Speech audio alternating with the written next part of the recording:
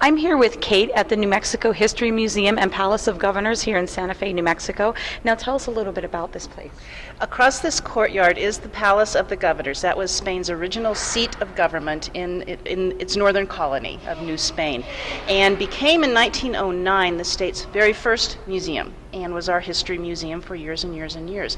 Where you're standing right now is the state's newest museum, the New Mexico History Museum. This opened in May of 2009. It's huge. As you can see, it's bright, it's airy.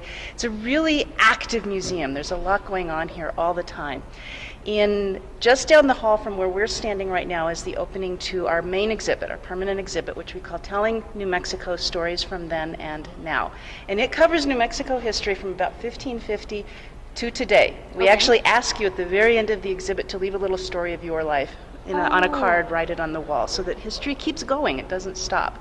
But we open with before the Spanish come here and sort of set the scene for the native peoples who were living here, and then pretty quickly carry you through the Spanish colonization, the Pueblo revolt, the reconquest, and cultures figuring out how to live together. The Mexican period, and then the territorial period, and the opening of the Santa Fe Trail. We go through the outlaw era, and Billy the Kid and all of that fun stuff. I bet that's the most popular. Some people come here just to see Billy's spurs, and then they leave. We talk about the arrival of the railroad and how that dramatically changed New Mexico. Mm-hmm. Suddenly we had markets east of here for our lumber, for our products here, and it was bringing in artists and scientists, all kinds of people who changed the demographics of New Mexico. We talk about statehood, and this is our statehood year, so there's a lot of reasons to come here and see some of the artifacts we have about statehood.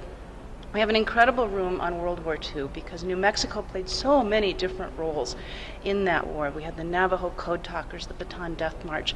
There are dark stories, the Japanese internment camps that were here in New Mexico. There was a German prisoner of war camp down in southern New Mexico.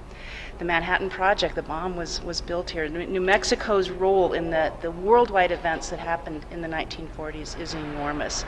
And then we come out of the post-war era into the boom period of New Mexico, the population boom, the arrival of the hippies, some land grant activism, and then bring you into modern day New Mexico. And in our final exhibit room, there are a lot of oral histories of people you may know talking about their lives here in New Mexico today. So that's our main exhibit.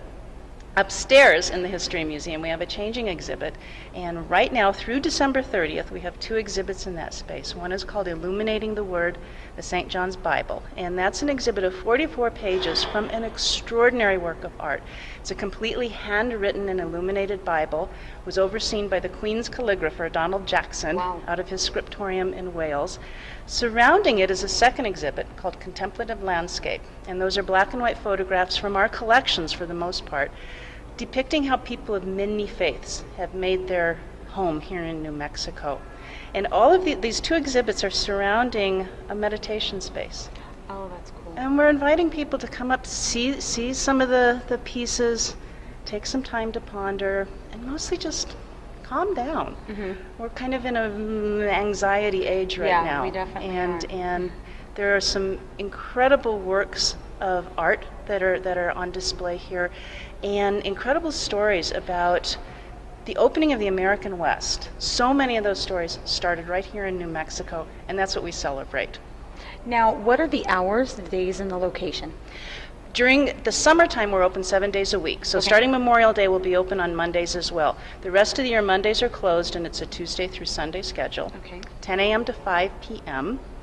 On Fridays, we stay open till 8 p.m., and from 5 to 8 p.m., admission is free to anyone. It's a great, cheap Free is good. Cheap date night. For New Mexico residents, Sundays are always free. Okay. Children 16 and under are always free. And Wednesdays are free to New Mexico seniors 60 and up. Okay, that is great news to know. So if anybody wants to come here and see a part of our history, then you definitely need to come here. Now, I do have a question. If someone has a part of history that they believe that should be in the museum, how would they get in contact with you?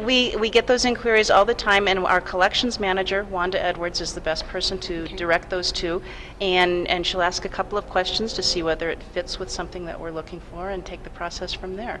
That's great. Well, thank you so much for letting us come to this beautiful place. Oh, thank you for coming here, and invite everyone watching. Come and see some of your history happening here in New Mexico. Thank you so much.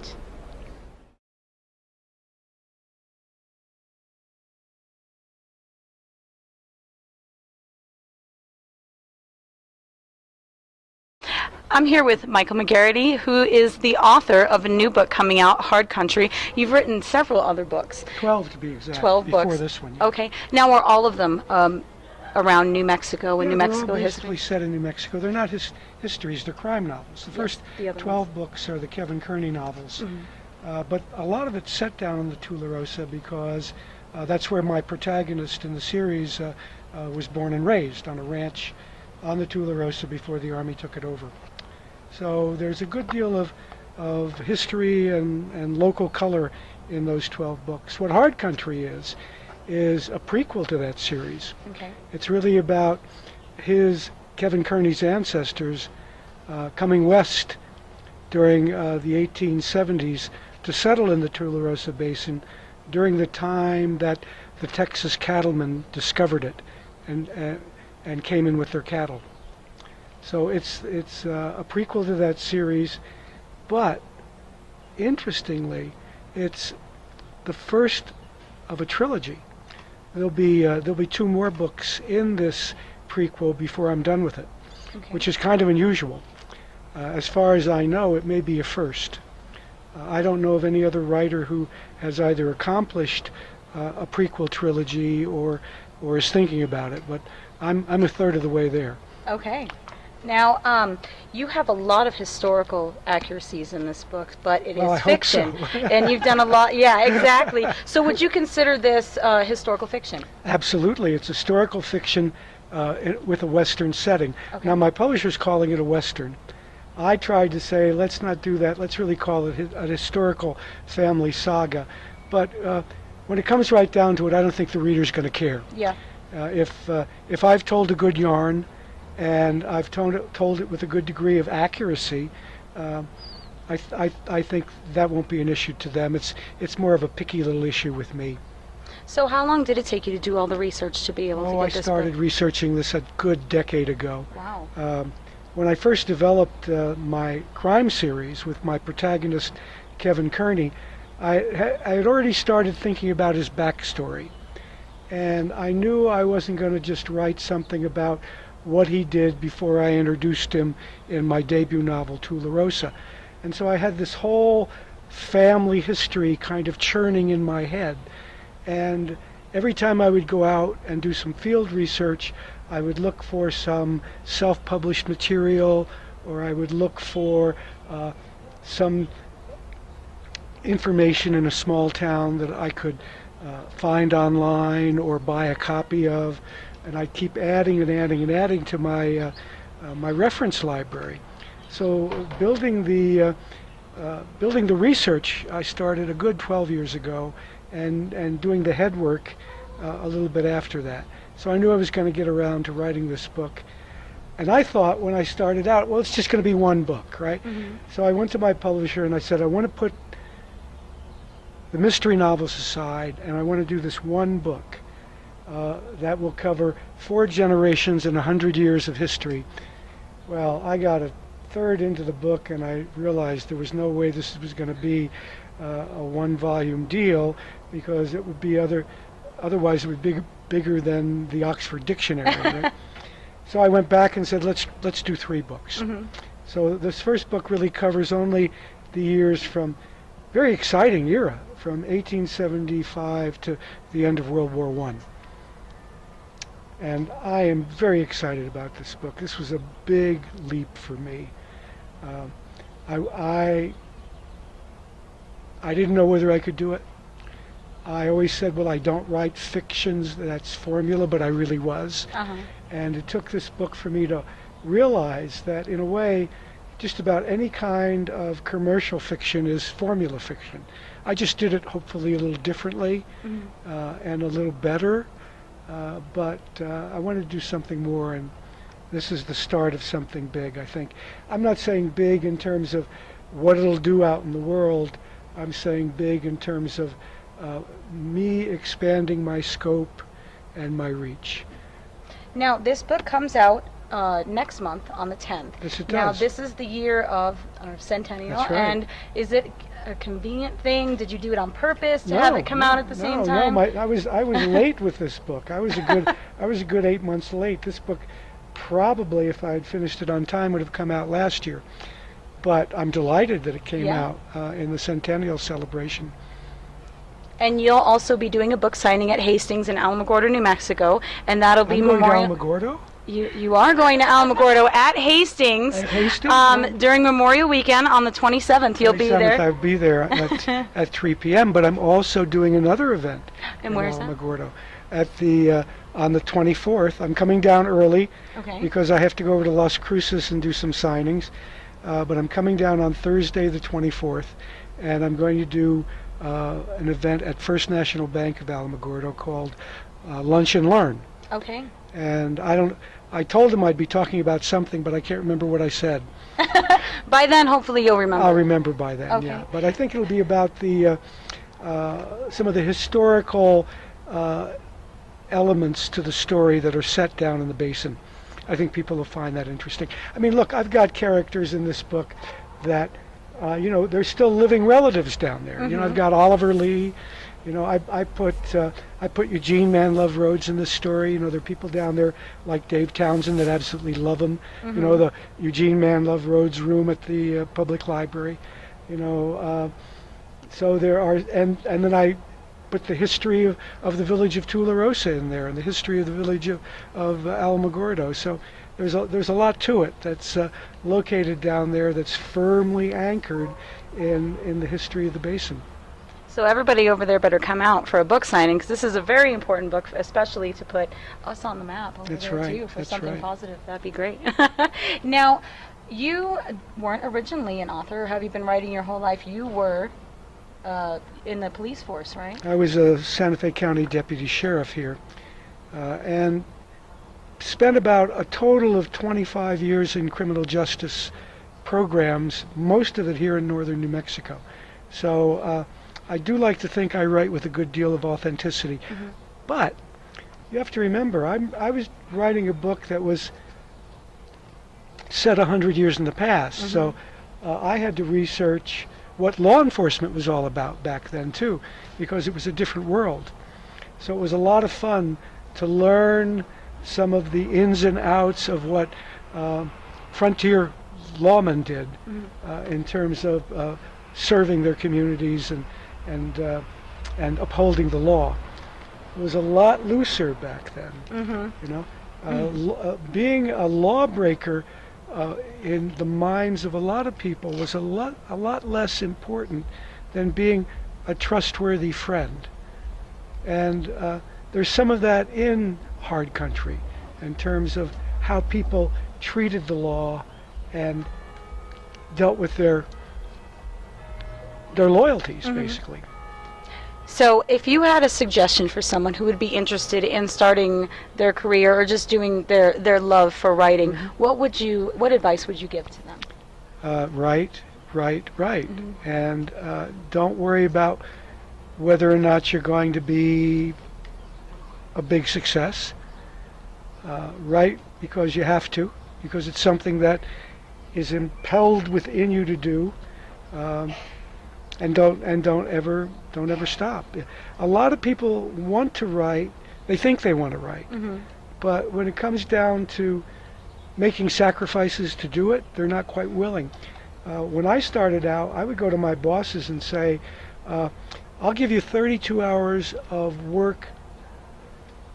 I'll give you 40 hours of work if you let me work 32-hour weeks.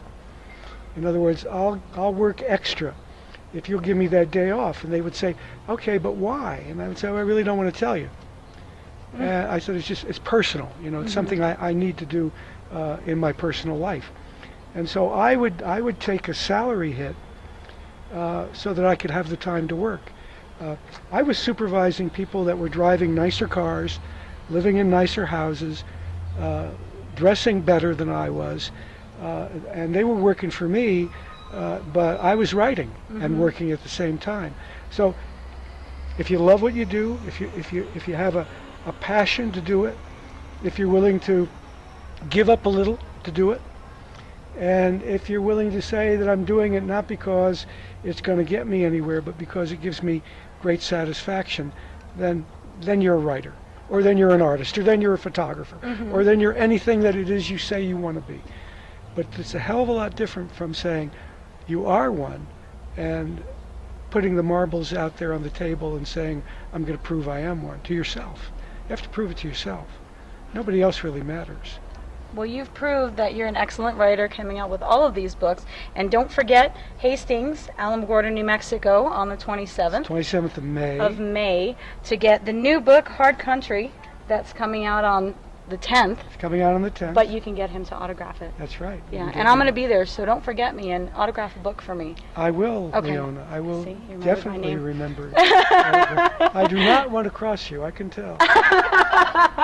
Well, I actually want to ask one more question. Since it's a trilogy, when is the next one going to be coming out? I don't know. Put you on the spot, right? I know. I'm already late with the next one. But I was telling a friend just this morning that I have to work these books out on my schedule at this point. And with my crime novel series, with my Kevin Kearney mysteries, I was basically having a book a year come out. Wow. And that was okay. I mean, I really didn't feel a great deal of pressure. The stories were there to be told. But this is different writing. It's a more complex process for me. And the research is never ending. Even though I've been researching the second book, it doesn't stop. And if it takes me more time, it takes me more time. I'm at a point in my life as a mature, older man now that I think I can set some of the rules for myself. Excellent. Well, everybody needs to go out and get this book. And the other thing, too, is if you decide to use me as a character in any of your books, How just much go. do I have to pay for that? Yeah, well, we'll talk about that later. Just make sure to compliment me as much as possible. in All the right, book. I will. And thank you for this absolutely stunningly beautiful interview. Well, thank you so much for joining us. We Oh, it's my appreciate it pleasure. greatly. Thanks for coming to Santa Fe. It's good to see you all. Thank you.